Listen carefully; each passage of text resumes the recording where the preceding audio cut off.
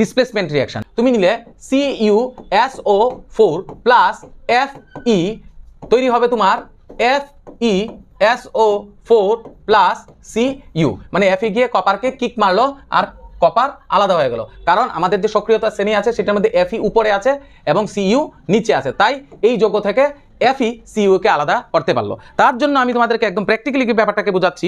Copper সালফেটের যে কালারটা হয় সেটা হয় blue colour, as you can see. তো সেটা আমি একটা জলীয় দ্রবণে নিলাম, তারপর আমি এটার মধ্যে এই যে দেখো আয়রন দেখা যাচ্ছে, এই আয়রনটা আমি এটার মধ্যে দিয়ে দিলাম, ঠিক আছে।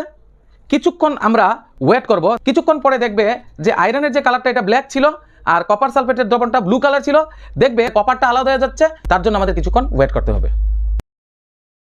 এই যে দেখো কপারগুলি আলাদা হয়ে গেছে এবং ফেরাস সালফেট মানে FeSO4 এখানে নিচে রয়ে গেল। ব্লু কালারটা ছিল কি, আর এখানে এই কপারের কালার কি হয়ে গেল, ব্রাউন কালার।